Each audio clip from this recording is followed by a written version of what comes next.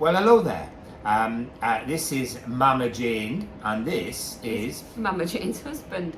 Done it the other way around today. We did, yeah. Well, I like to mix it up a bit, yeah. What we're going to talk about today is when we were apart. We don't like being apart, do we, Mama Jane?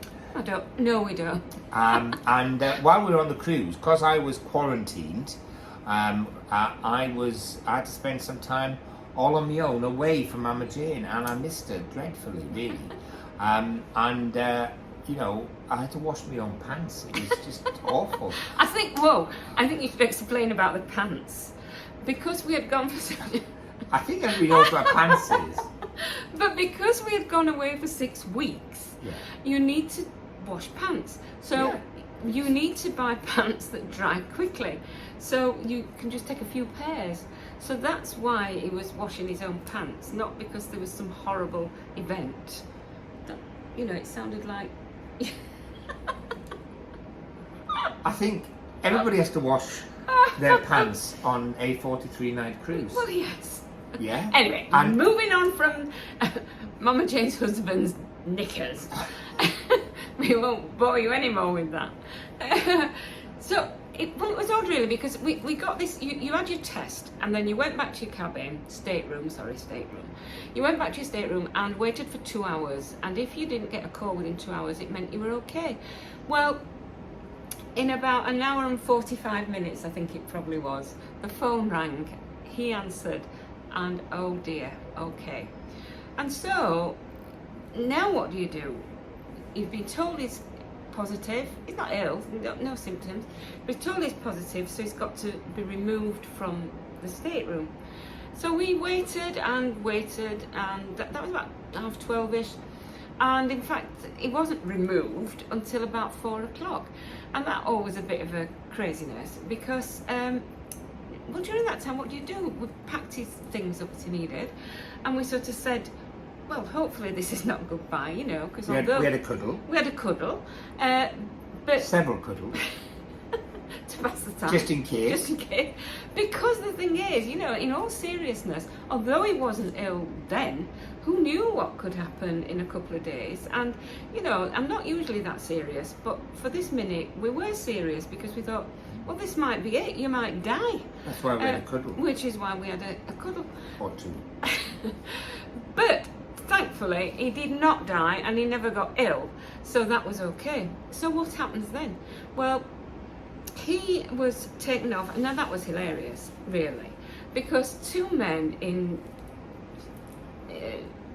well, it weren't actually full protective apron. No, it was a plastic apron and gloves and a mask, but with a canister of some chemical, which they, as he walked along the corridor in front of them, they were spraying the carpet. What's that about? I have no idea. I don't know what was in it. I don't know what the effect was supposed to be, but it was just like, how strange. Now, because all the corridors were full that was shut off, he was actually on a corridor that wasn't shut off. And there he was in this very nice club class balcony. And here I still was. We always travel inside because we just want to save money so we can do more cruising. And we're very rarely in the cabin, usually. So what was to happen next? Well, I had got to have in-cabin dining, as in room service. You weren't allowed to go into any of the restaurants no or restaurants bars, or bars. No. I could walk. I could walk about as long as I had a mask on. I could go out of the cabin, but I'd have a mask on, unless I was out on deck.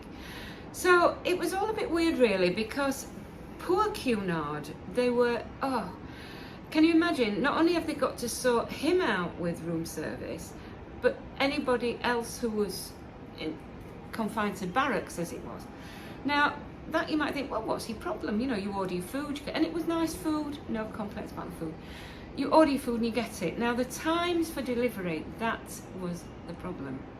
Because some days you could be, because you're waiting for breakfast, lunch and dinner, you could actually be in your cabin 8 or 9 hours sometimes, because it was like a 3-hour window. Well, there's no balcony to look at. No.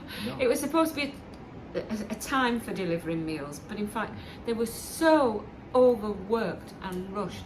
There's no way. So sometimes it could be like a 3-hour window. One night you didn't get dinner till 9:30, did Yeah, you? and you'd been waiting since 6 o'clock. yeah, and so Poor whilst Sean. I could understand that, it didn't make it any easier. And the fact that that meant I couldn't go, because if I was tested every morning, and if I was negative, I was allowed off the ship. But I couldn't go off the ship on an excursion because they'd gone. It was too late by then. So that was a bit of a pain. I missed Los Angeles and Manzanillo. No. But, sorry. I was just going to say, Manzanillo, because I had a balcony, that was very interesting. Because I could at least look at this going into Manzanillo, and it was ever so misty when we got into Manzanillo. And but it was a bit ethereal, I think. Is that the word? That's the word. That's the word. Our entrance into Manzanillo, but you could still see it was a very industrial port, and it was most well known for its catching of these swordfishes, I think, weren't it? In fact, they still have competitions for catching the swordfish, and there's a big sculpture at the port of one of these swordfishes, or they're called sailfishes as well, I think sometimes. But it was all right, sitting, being able to see out. Whereas you didn't have that option, did you? No, so I'm just going to say was that so the scene didn't change much, and I'll drop them in. But we had an interesting departure from Manzanillo because we were late. Now, where I was on my cabin, I could see why we were late. Because at the bottom of the plank, or it's not a plank, is it? What is it? Gangway? Gangway, that's it, yeah. I think the captain was on the gangway. And on shore were two gentlemen. They were from the CDC. And I know they were from the CDC because they had clothing on that said CDC. And they were hanging around waiting for somebody else to arrive. Because I was wondering, well, why are we late? Why are we waiting? What's going on? And eventually, somebody came, or I think must have been from the Mexican authorities, looking how we were dressed. So probably from the local government, I would imagine. Possibly. And they all needed, they had a discussion, and then lots of documents were signed. So my guess is that just sort of putting 2 and 2 together and probably getting 5, but possibly getting 4, I was thinking that the sort of basic plan for what was going to happen with the ship and the passengers was being agreed with the CDC and local authorities. Because by now there was hundreds in quarantine on the ship, and things were falling apart a bit. Can't say anything else. So my guess is the plan had been agreed to disembark lots of people at Los Angeles.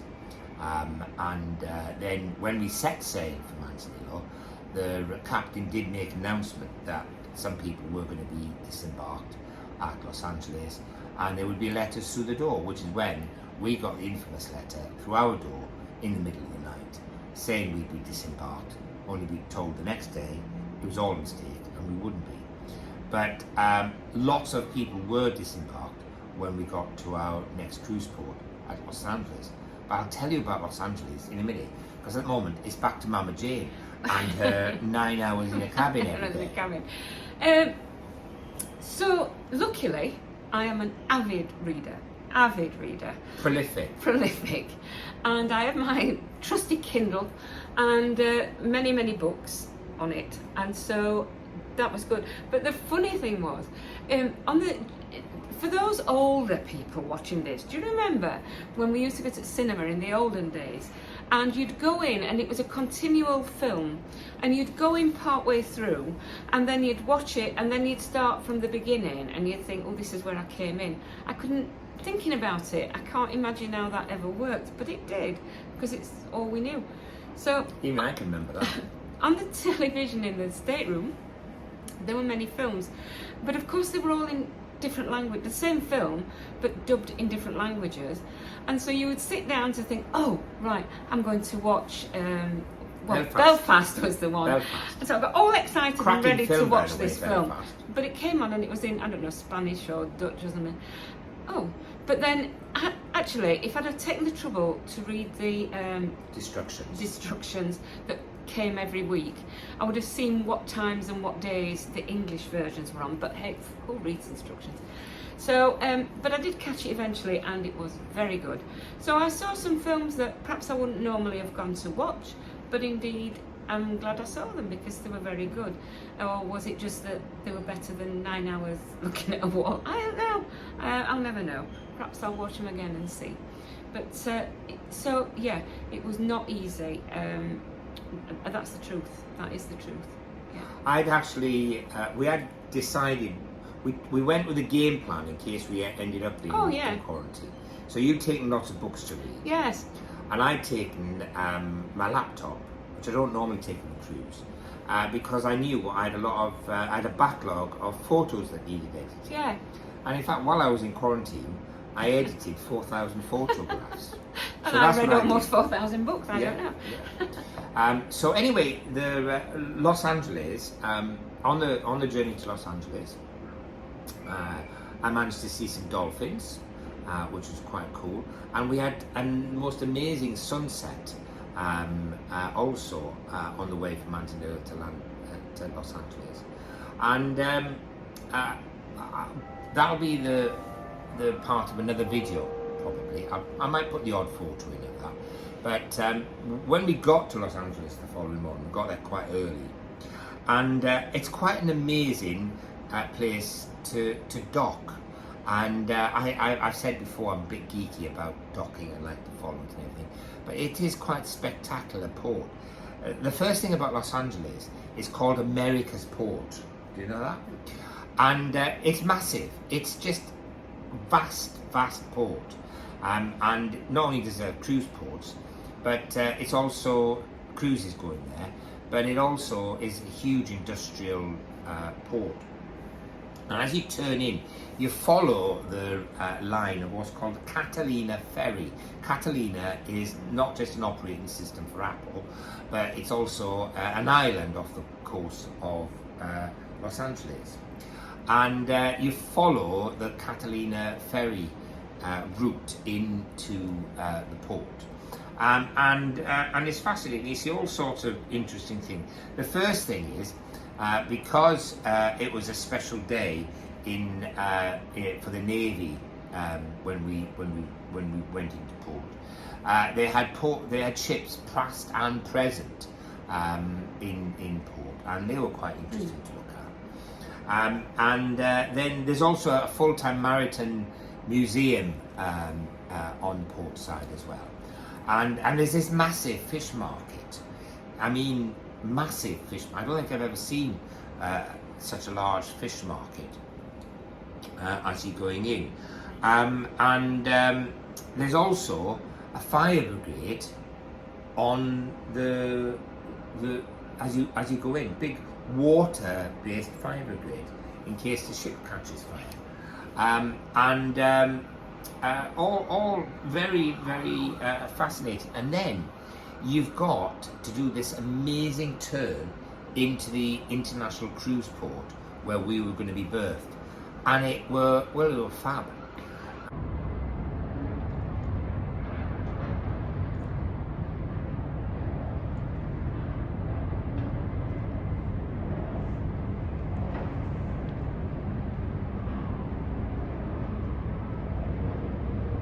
And it was just amazing to watch us swing around and do the manoeuvre.